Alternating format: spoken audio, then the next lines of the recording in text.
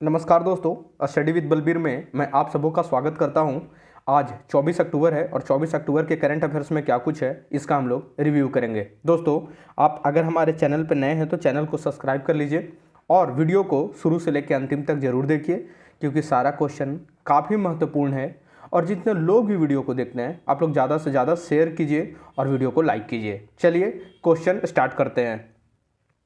Which film or web series has been selected as India's official entry for 94th Academy Award 2021? यानी कहने का मतलब है कि कौन सा फिल्म या वेब सीरीज जो है उसको अभी सेलेक्ट किया गया है, उसको आधिकारिक रूप से एंट्री मिल गई है, जो कि 94th एकेडमी अवार्ड होगा या इसे ऑस्कर भी बोलते हैं तो उसके लिए नॉमिनेशन कर दी गई है भारतीय एक फिल्म को। तो उस फिल्म का क्या नाम है, कौन सी वो फिल्म है? इसका ऑप्शन है जल्लीकट्टू, गली बॉय, द फैमिली स्ट्रोक और कुजंगल। तो इसका सही आंसर है वो है कुजंगल। कुजंगल जो है वो 2021 में भारतीय सिनेमा के लिए जो है वो नॉमिनेशन मिली है ऑस्कर के अंदर। अब इसे ऑस्कर अवार्ड दिया जाएगा या नहीं दिया जाएगा ये हम लोग बाद में देखेंगे अवार्ड के मिलने के बाद। और ये कहाँ मिलती है ये अवार्ड? लॉस एंजल्स में ये जो है वो जो एकेडमी अवार्ड है या जो ऑस्कर है इसे दिया जाता है। लॉस एंजल्स जो यूएस की शहर है। और मैं बता दूं ये 2022 में दिया जाएगा। 2022 में जो है 94th एकेडमी अवार्ड का जो है वो होगा लॉस एंजल्स के अंदर। ठीक है, आपको ध्यान रखना है। और मैं बता दूं कि इस जो है ये तमिल फिल्म है। कैसी फिल्म है बता देता हूँ मैं, तमिल फिल्म है ये। और इसके डायरेक्टर कौन है? इसके जो डायरेक्टर हैं वो हैं विनोद, आपको ध्यान रखना है, अच्छे से ध्यान रखना है, विनोद राज पीएस। ठीक है। और ये पीबल्स जो होता है ना, पीबल्स का मतलब होता है जो छोटे छोटे पत्थर के जो टुकड़े होता है उसे बोलते हैं पीबल्स। तो आपको ध्यान रखना है। चलिए आगे बढ़ते हैं। Saudi Arabia announce to reach net zero greenhouse gas emission by which year? कहने का मतलब है कि अभी जो सऊदी अरेबिया देश है वो एक टारगेट बनाया है, उन्होंने घोषणा की है कि अपने आप को वो पूरी तरीके से जो ग्रीन हाउस गैस की जो उत्सर्जन है उसको जीरो कर देंगे। कौन से साल तक? तो इसका जो सही आंसर है वो है 2060। 2060 तक इन्होंने टारगेट बनाया है। और सऊदी अरबिया जो है वो दुनिया के जो क्रूड ऑयल होती है उसके प्रोडक्शन में एक जो है सबसे ज़्यादा जो है उत्पादन करता है। यानी कि विश्व के जितनी भी तेल उत्पादक देश है उसमें जो उत्पादन जो तेल का होता है वो सऊदी अरबिया के द्वारा भी ज़्यादा मात्रा में किया जाता है। अगर मैं यहाँ पे बता दूँ सऊदी अरबिया की राजधानी कहाँ है? रियाद है यहाँ पे। चलिए आगे बढ़ते हैं। The government of India handed over the Jaynagar Kurtha cross border rail link to which country? कहने का मतलब है कि भारत की सरकार जो गवर्नमेंट ऑफ इंडिया है उन्होंने हैंड ओवर किया है जयनगर कुर्था जो क्रॉस बॉर्डर रेल लिंक है कौन से कंट्री को? तो जयनगर और जो कुर्था ये एक क्रॉस बॉर्डर लिंक है, एक देश से दूसरे लिंक को जोड़ने वाली। तो ये जो जयनगर है ये मैं बता देता हूँ ये है बिहार में। कहाँ है? बिहार का जो मधुबनी जिला है उसका ये एक स्टेशन है जयनगर। वहीं कुर्था जो है ये नेपाल की जो है एक रेलवे स्टेशन है। तो इस दोनों को अब जोड़ा जाएगा। तो इसका सही आंसर क्या है? नेपाल। ठीक है, ये क्या है? नेपाल। मैं इसके बारे में और कुछ बताता हूँ। जैसे ये जो रेल लिंक है या क्रॉस बॉर्डर जो रेल लिंक है ये ब्रॉड गेज आधारित है। जो ब्रॉड गेज जो होती है उस पर ये बनी होती है। ब्रॉड गेज का क्या मतलब होता है कि जो रेल की दो पटरी होती है, जो पटरी होती है उसके बीच की जो ये दूरी होती है उसे बोलते हैं हम गेज। तो ये ब्रॉड गेज है। और ब्रॉड गेज की जो लंबाई होती है वो 5 फीट 6 इंच होती है। 5 फीट 6 इंच होती है, जिसको 1676 मिलीमीटर की होती है। आपको ध्यान रखनी है।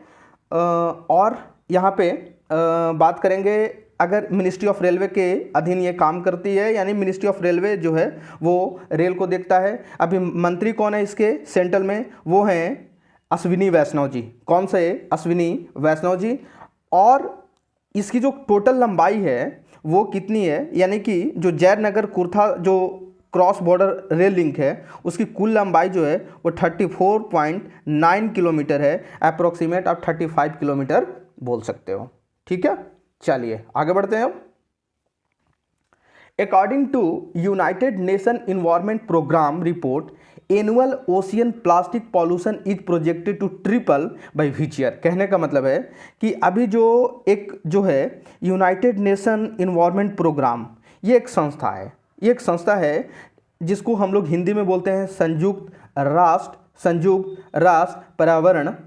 राष्ट्र पर्यावरण कार्यक्रम। ठीक है, तो ये अपना अभी एक रिपोर्ट दिया है और इस रिपोर्ट के अनुसार जो वार्षिक जो ओशियन यानी जो सागर की में जो प्लास्टिक की पॉल्यूशन है, यानी जो प्लास्टिक का प्रदूषण है वो ट्रिपल हो जाएगा। कौन से साल तक? तो इसका जो सही आंसर है वो है 2040 तक। 2040 तक जो प्लास्टिक की जो पॉल्यूशन है वो सागर के अंदर ट्रिपल हो जाएगी। आपको ध्यान रखना है, काफ़ी ये जो है मतलब पूरी तरीके से सागर को भी गंदा कर देगी और इससे जो हमारी इन्वायरमेंट है उसके ऊपर बहुत ही गहरा असर पड़ेगा, बुरा प्रभाव पड़ेगा। तो आपको ध्यान रखना है 2040 तक। यहाँ पर अगर बात करेंगे यूएनईपी की, जो यूनाइटेड नेशन इन्वायरमेंट प्रोग्राम है, इसका हेड क्वार्टर कहाँ है? नैरोबी के अंदर है। कहाँ? नैरोबी कहाँ है? केन्या की राजधानी है। ठीक है, केन्या की राजधानी है ये।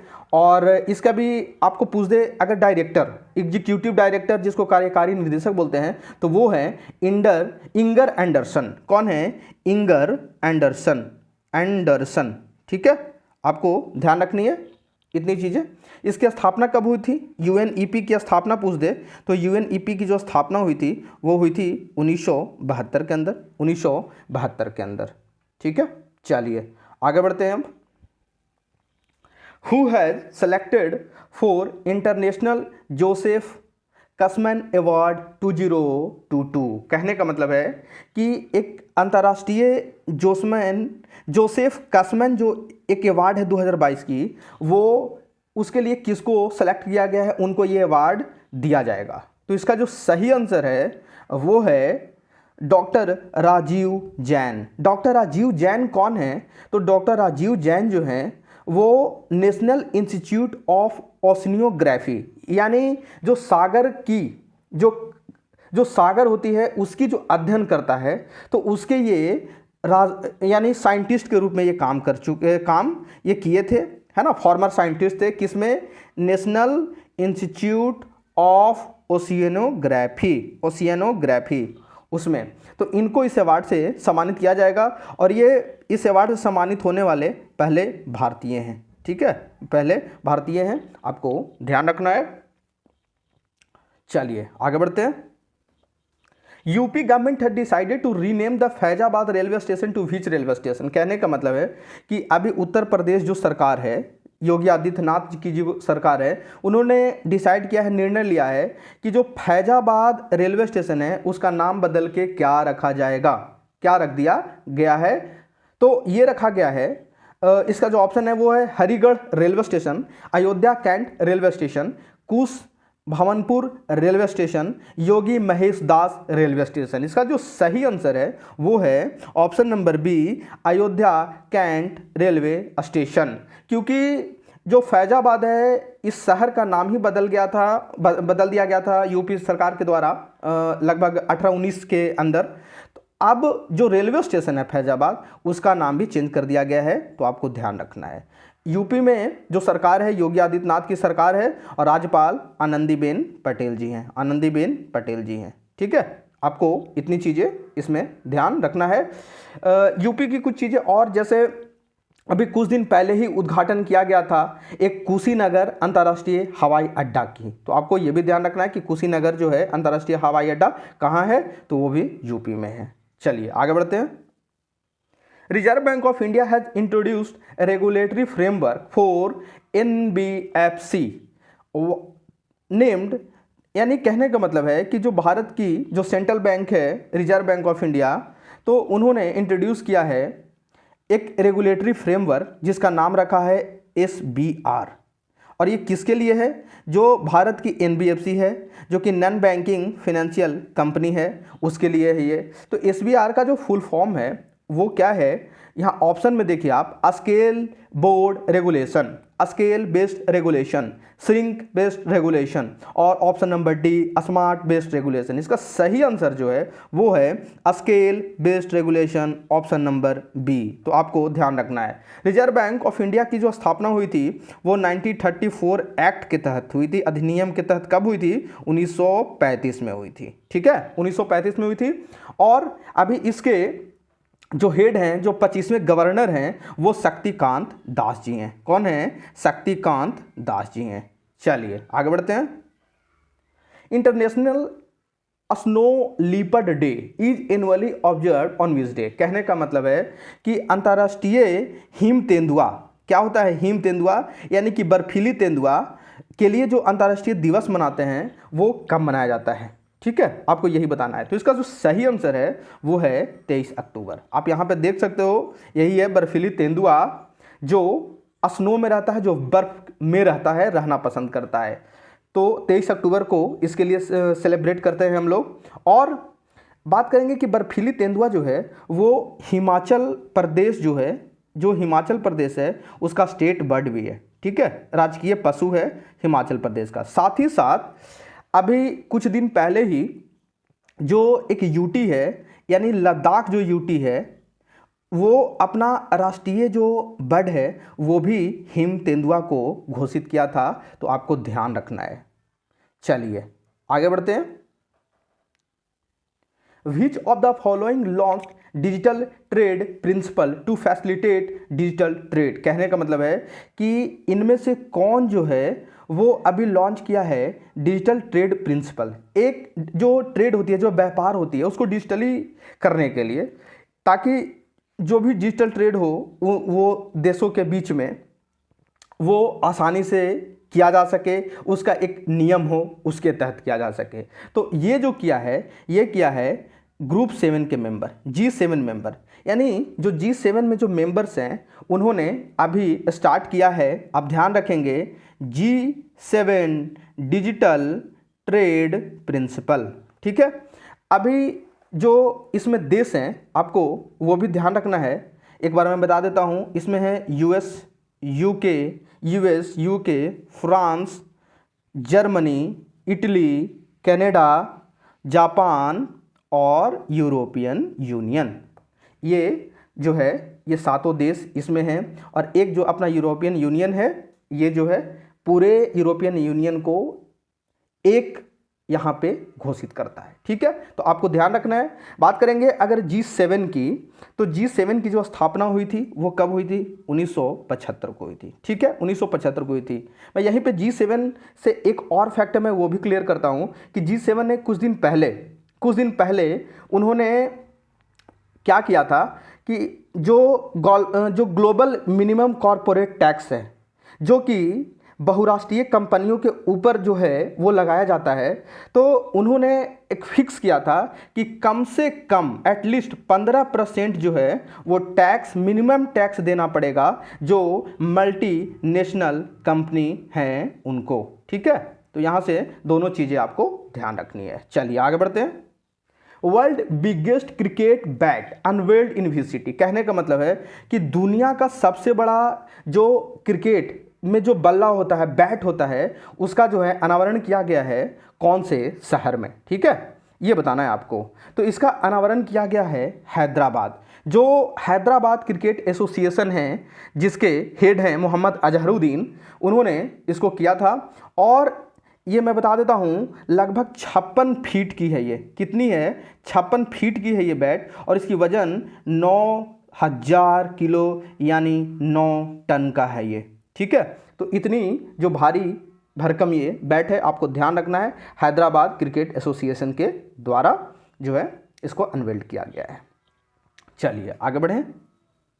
इन which of the following Indian railway has order to dissolve? कहने का मतलब है कि इसमें से किसे अभी भारत सरकार के द्वारा जो है डिजॉल्व कर दिया गया है, अब ये काम नहीं करेगी भारत के अंदर। तो इसका जो सही आंसर है वो है IRSDC, ऑप्शन नंबर ए, जिसका फुल फॉर्म होता है Indian railway station development corporation. तो अब इसे भारतीय गवर्नमेंट के द्वारा जो है अब बंद कर दिया गया है, आपको ध्यान रखना है। चलिए आगे बढ़ते हैं।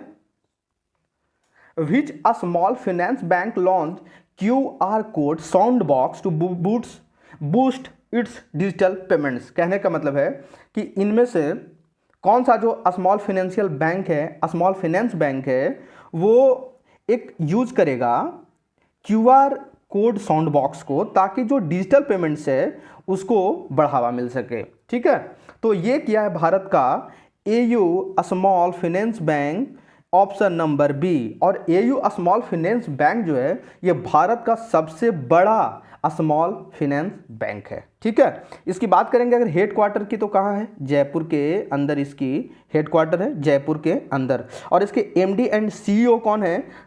ये हैं संजय अग्रवाल जी। कौन है? संजय अग्रवाल जी। ठीक है, आपको ध्यान रखना है AU के बारे में। AU स्मॉल फाइनेंस बैंक जो कि स्टार्ट किया है, लॉन्च किया है QR कोड साउंड बॉक्स को। चलिए आगे बढ़ते हैं। Which bank partnered with CDAC to launch first of its kind initiative on cyber security awareness. कहने का मतलब है कि कौन सा बैंक ने अभी साझेदारी किया है CDAC के साथ। यहाँ पे CDAC का मतलब क्या होता है? Centre for development of advance computing. तो ये अभी किया है किसी बैंक के साथ एक टाई अप, साझेदारी, ताकि इस बैंक का ये पहले तरह का इनिशिएटिव है, पहल है साइबर सिक्योरिटी जागरूकता के ऊपर। जो साइबर थ्रेट होता है, साइबर जो थ्रेट होती है उसके ऊपर, उसको लेकर के जो है वो जागरूकता फैलाने के लिए किया गया है CDAC के साथ साझेदारी। तो ये बैंक जो है ये है Mumbai based Union Bank of India, option number B, क्योंकि मुंबई में है इसकी हेड क्वार्टर। इसकी स्थापना हुई थी 1919 के अंदर, आपको ये भी ध्यान रखना है 1919 के अंदर इसकी स्थापना हुई थी। और राज किरण राय जी जो हैं इसके अभी कौन हैं? MD एंड CEO के रूप में काम कर रहे हैं, राज किरण राय जी। ठीक है, चलिए आगे बढ़ते हैं। India first state government on wild life DNA testing analysis laboratory और लैब इनऑग्रेटेड इन यूनिवर्सिटी।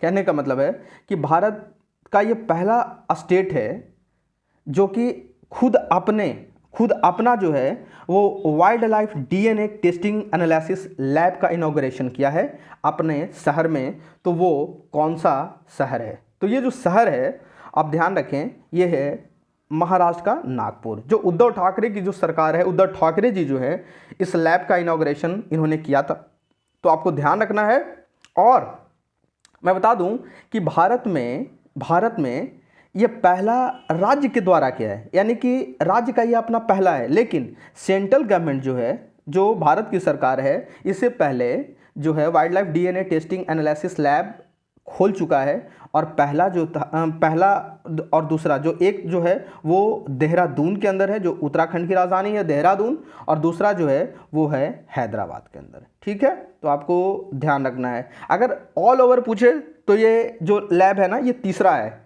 लेकिन अगर स्टेट का पूछे, अगर इंडिया जो स्टेट का पूछे कि कौन सा राज्य जो है अपना जो खुद का जो है wild life DNA testing analysis lab कौन किया है, तो वो है नागपुर के अंदर इसे किया गया है, ध्यान रखेंगे आप। यहाँ पे महाराष्ट्र में भगत सिंह कोश्यारी जी हैं राज्यपाल, और उद्धव ठाकरे जी मुख्यमंत्री के रूप में काम कर रहे हैं। चलिए आगे बढ़ते हैं। दोस्तों आज की वीडियो जो है वो यहीं तक रहेगी, और नेक्स्ट जो करंट अफेयर्स है उसे भी जल्द ही अपलोड कर दिया जाएगा। तो आप हमारे वीडियो पे बने रहिए, वीडियो को पूरा देखिए। चलिए अगले करंट अफेयर्स में मिलते हैं, तब तक के लिए धन्यवाद।